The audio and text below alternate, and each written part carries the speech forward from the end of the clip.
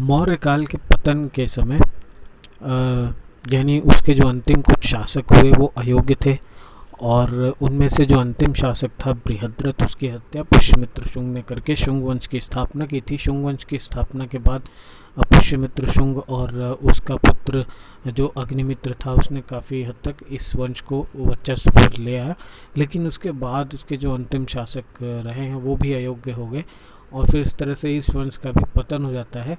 जो अंतिम शासक था देवभूति, उसके ही मंत्री वसुदेव ने उसकी हत्या करके कण्व वंश की स्थापना की थी। कण्व वंश भी कुछ समय तक ही दीर्घ काल तक नहीं चल पाया। उसका भी काल लघु ही था, और उसमें अंतिम जो शासक था सुशर्मन, उसकी हत्या सातवाहन वंश की स्थापना करने वाले सिमुक ने कर दी थी, और फिर सातवाहन वंश की स्थापना करके उसने एक बड़ा साम्राज्य स्थापित किया। सातवाहनों की बात करें तो जो उनका जो सबसे प्रतापी जो शासक रहे हैं उनमें से शतकर्णी प्रथम का नाम आता है, और फिर सबसे अधिक ज़्यादा जो सर्वशक्तिमान जो उनका जो शासक था जिसका ज़्यादा जिक्र है वो गौतमी पुत्र शतकर्णी है, और उसका पुत्र वशिष्ठिपुत्र शतकर्णी। तो वशिष्ठिपुत्र के बारे में ये भी है कि वशिष्ठिपुत्र का विवाह शकों के राजा शकों के राजा रुद्रदमन की पुत्री से उसका विवाह होता है। तो इनके वैवाहिक और मैत्रिक संबंध भी रहे हैं अलग राजवंशों से। फिर कलिंग के छेदी आ जाते हैं। कलिंग जो उड़ीसा भुवनेश्वर का क्षेत्र है उसमें आप पाते हैं कि खारवेल इनका सबसे प्रमुख शासक था। उसकी हाथी गुम्फा अभिलेख से एंशियंट इंडिया के बारे में बहुत सारा जानकारी मिलती है। और इस तरह से फिर वाकाटक वंश हैं। जो वाकाटक थे वो सातवाहनों के विध्वंस के बाद, यानी सातवाहनों की जो कमज़ोर पड़ गए तो उसके बाद उनका उदय होता है। वाकाटक बहुत लंबे समय तक चले। वहाँ चालुक्यों के उदय तक, जब तक चालुक्यों का उदय होता उस काल तक काफ़ी लंबे समय तक वाकाटकों का राज रहा है। इनमें भी दो शाखाएं थीं, तो इनके बारे में देख लेंगे। ये थे देशी राज्य जो यहीं के जो शासक थे उनके। जो इसके अलावा जो मौर्योत्तर काल में विदेशी आक्रमण की भी बड़ी संख्या रही है। जो सबसे प्रमुख इनमें था वो इंडो ग्रीक यानी इंडो यवन, यानी जो ग्रीक सेल्यूकस के टाइम के जो पूरा जो साम्राज्य था वो अब विघटित हो रहा था, वो टुकड़ों में बट रहा था। तक्षशिला का जो गवर्नर था वो अपने आप को अलग एक स्वतंत्र घोषित कर देता है।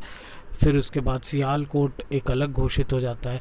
तो इस तरह से दो बड़े भाग टूट जाते हैं, और फिर वो आपस में स्वतंत्रता पाके फिर वो आगे हमला करते हैं, इंडिया के इंटरनल टेरिटरीज़ के अंदर आते हैं। फिर ये इस तरह से, तो ये एक वो होता है। इसमें डेमेट्रियस ये काफ़ी महत्वपूर्ण है, और एक यूक्रेटाइट जो तक्षशिला का जिसकी राजधानी तक्षशिला बनती है।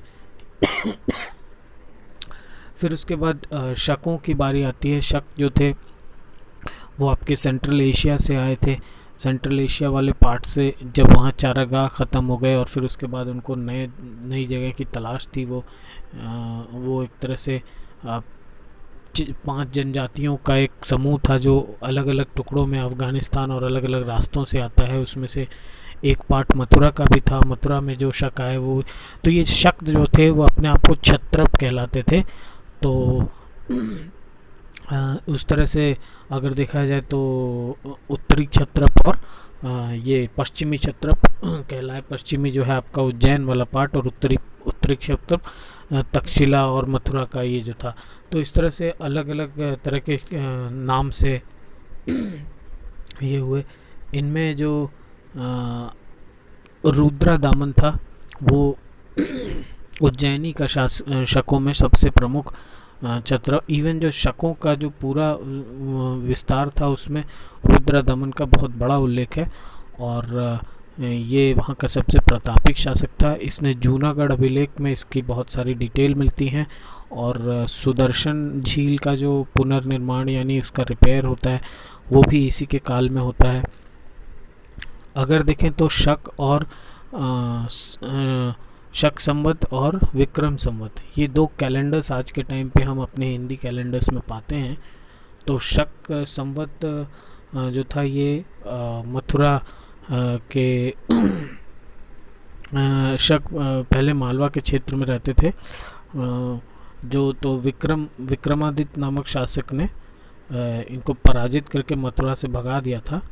तो इन्हीं के नाम पे वो विक्रम संवत, जो विक्रमादित्य के नाम पे उसने विक्रम संवत चलाया। तो नॉर्थ की टेरिटरी से उन्हें भगा दिया था।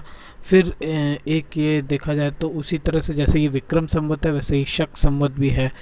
तो शक संवत की भी एक शुरुआत होती है, उसकी भी एक छोटी सी स्टोरी है। पार्थियन जो थे वो मध्य एशिया और ईरान से होकर आए थे। इनमें जो इनका संस्थापक था वो माउस नाम का था, और इनका जो एक्चुअल जो वास्तविक संस्थापक था वो मिथ्रोडेट्स नाम का शासक था, जो सबसे इनमें प्रतापी शासक था। वो गोंडो फर्नीस था, जो जिसके काल में सबसे पहले ईसाई धर्म का प्रचारक जो है सेंट थॉमस आते हैं। सेंट थॉमस ने ईसाई धर्म के प्रचार के लिए भारत भ्रमण किया था, जिसमें वो तमिलनाडु गए थे तो वहाँ उनकी हत्या कर दी गई थी। तो हम देख पाते हैं कि ईसाई धर्म जब अपने शुरुआती काल में था तभी इसके प्रचार प्रसार करने यहाँ कोई संत आए थे। तो फिर पार्थियंस के बारे में बहुत वो नहीं है। फिर हम कुषाण वंश को देखते हैं कि कैसे कई जातियों में बट के वो वापस आते हैं यहाँ पे। एक तो उनकी दो महत्वपूर्ण भागों में बढ़ते हैं, तो एक तिब्बत में रह जाते हैं और फिर आगे दूसरा जो भाग था वो वेस्ट की तरफ आता है। वेस्ट में आने के बाद वो अपना एंट्री लेते हैं इंडिया में, और कैसे फिर आगे चल के दोनों कटफिशेस साम्राज्य का विस्तार करते हैं। फिर आगे चल के कनिष्क का काल आता है। कनिष्क के काल में काफ़ी गौरवमयी काल था वो, उसके बारे में हम डिटेल देखेंगे। एंशिएंट इंडिया में सभी साम्राज्य जितने थे इस टाइम पे मौर्योत्तर काल में, उनमें कुषाणों की जो ज्योग्राफिकल जो लोकेशन थी, जो स्थिति थी, वो थोड़ी अलग थी। ऐसे कि वो इतना बीच में पड़ता था कि इसके ईस्ट में यानी पूर्व में चीनी साम्राज्य था, और इधर वेस्ट में रोमन साम्राज्य था। वेस्ट में पार्थियन थे, और फिर रोमन और पार्थियन का आपस में युद्ध होता रहता था सिल्क रूट को लेके। और मतलब रोमन्स नहीं चाहते थे कि चीन से जो व्यापारिक संबंध हैं उसमें पार्थियन जो उनके दुश्मन थे वो बीच में आए। तो उसके लिए उन्होंने कुषाणों से बहुत अच्छे संबंध बना के रखे। कुषाणों से संबंध बनाने की वजह से कुषाणों की जो भौगोलिक स्थिति थी वहाँ पर वो ऐसी थी कि 3 जो महत्वपूर्ण जो मार्ग थे, एक कैस्पियन सी को जो मार्ग जाता था, एक लाल सागर को भारत का जो मार्ग जाता था, और एक फरात नदी की तरफ जो मार्ग तो तीनों मार्गों पर जो सिल्क रूट था उस पे इसका बहुत बड़ा कब्ज़ा था कुषाणों का। तो इसकी वजह से भी कुषाणों की जो भौगोलिक स्थिति वो आर्थिक स्थिति बढ़ाने में बहुत मददगार साबित हुई। और फिर इसके अलावा भी ये बौद्धों को काफ़ी इन्होंने बौद्ध धर्म का फिर से विकास किया, एक तरह से प्रमोट किया, बहुत सपोर्ट किया।